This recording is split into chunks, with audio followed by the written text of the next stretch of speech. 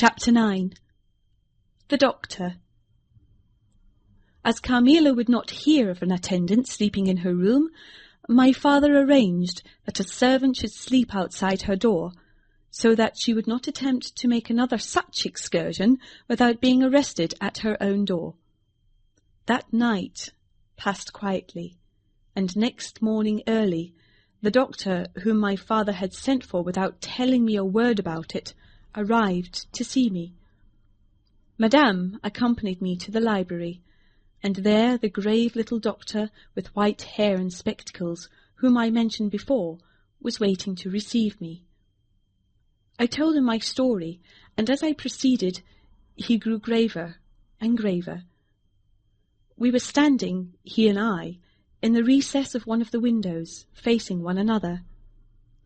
When my statement was over, he leaned with his shoulders against the wall, and with his eyes fixed on me earnestly, with an interest in which was a dash of horror.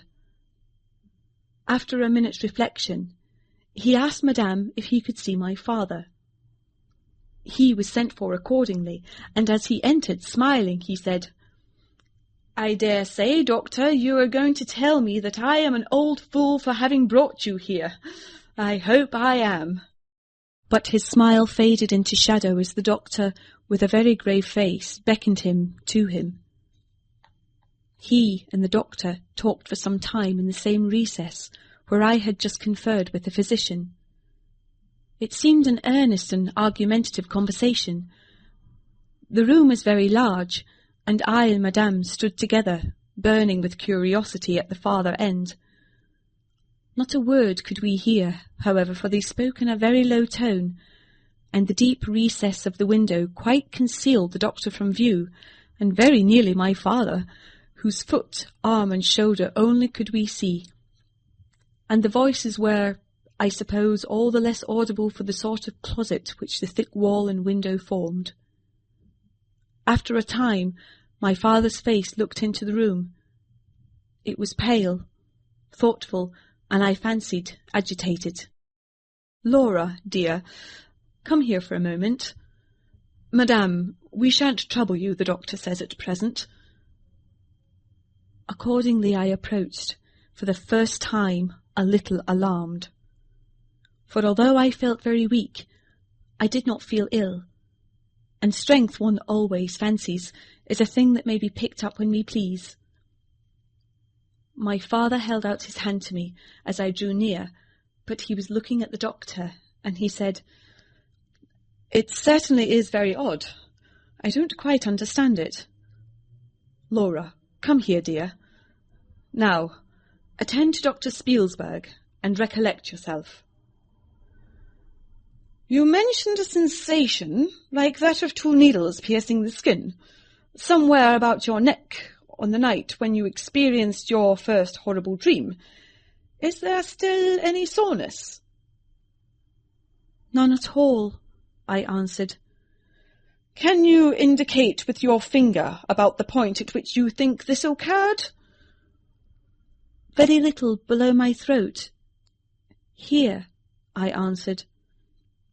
I wore a morning dress which covered the place I pointed to. "Now you can satisfy yourself," said the doctor. "You won't mind your papa's lowering your dress a very little. It is necessary to detect a symptom of the complaint under which you have been suffering." I acquiesced. It was only an inch or 2 below the edge of my collar. "God bless me! So it is!" exclaimed my father, growing pale. "You see it now with your own eyes," said the doctor with a gloomy triumph. "What is it?"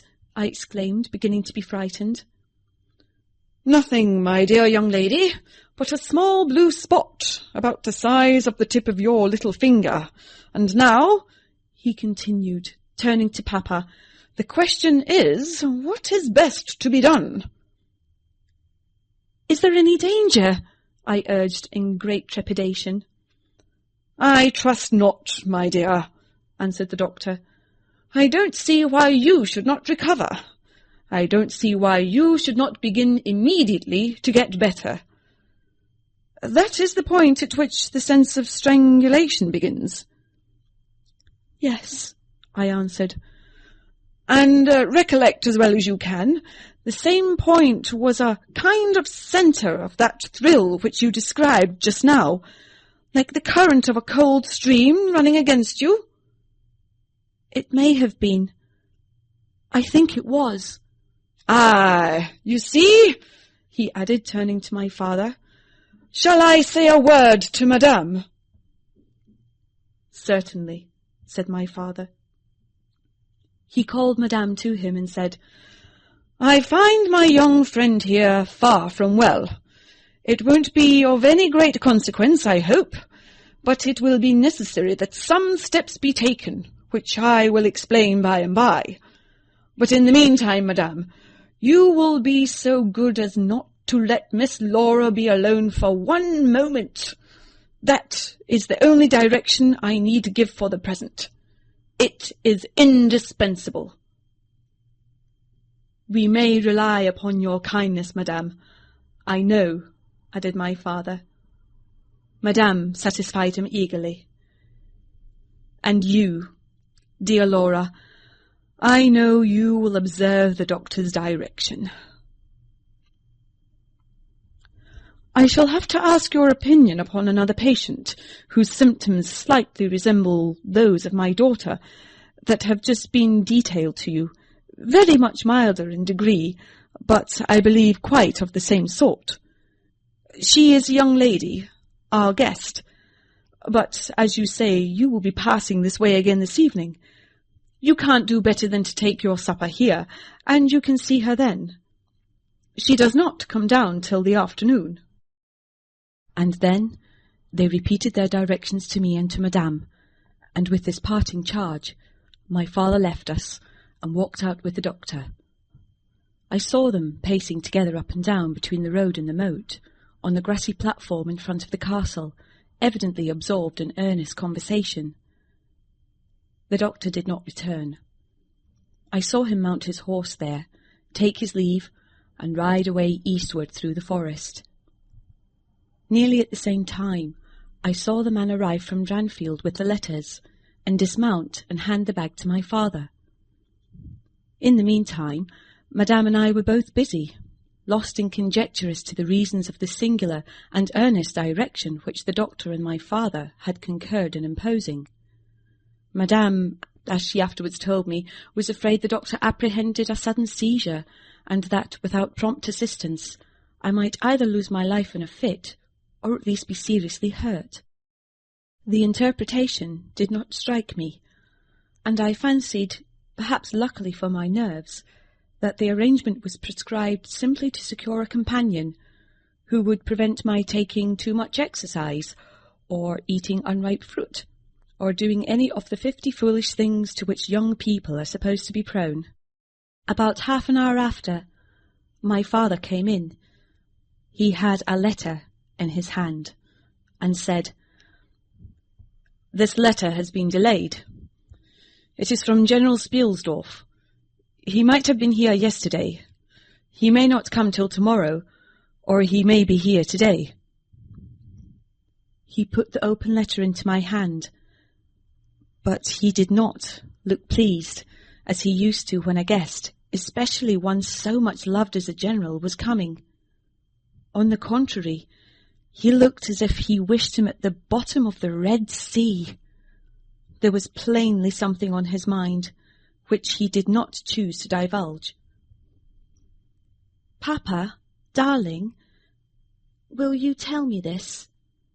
said I, suddenly laying my hand on his arm, and looking, I am sure, imploringly in his face. "Perhaps," he answered, smoothing my hair caressingly over my eyes. "Does the doctor think me very ill?" "No, dear. He thinks if right steps are taken, you will be quite well again, at least on the high road to a complete recovery, in a day or two," he answered a little dryly. "I wish our good friend, the General, had chosen any other time. That is, I wish you had been perfectly well to receive him." "But do tell me, Papa," I insisted. "What does he think is the matter with me?" "Nothing. You must not plague me with these questions," he answered, with more irritation than I ever remember him to have displayed before. And seeing that I looked wounded, I suppose, he kissed me, and added, "You shall know all about it in a day or two. That is, all that I know. In the meantime, you are not to trouble your head about it." He turned and left the room, but came back before I had done wondering and puzzling over the oddity of all this. It was merely to say that he was going to Karnstein, and had ordered the carriage to be ready at 12, and that I and Madame should accompany him. He was going to see the priest who lived near those picturesque grounds upon business, and as Carmilla had never seen them, she could follow, when she came down with Mademoiselle, who would bring materials for what you call a picnic, which might be laid for us in the ruined castle. At 12 o'clock, accordingly, I was ready, and not long after, my father, Madame, and I set out upon our projected drive. Passing the drawbridge, we turned to the right, and follow the road over the steep Gothic bridge westward to reach the deserted village and ruined castle of Karnstein. No sylvan drive can be fancied prettier. The ground breaks into gentle hills and hollows, all clothed with beautiful wood, totally destitute of the comparative formality which artificial planting and early culture and pruning impart. The irregularities of the ground often lead the road out of its course, and cause it to wind beautifully round the sides of broken hollows and the steeper sides of the hills, among varieties of ground almost inexhaustible.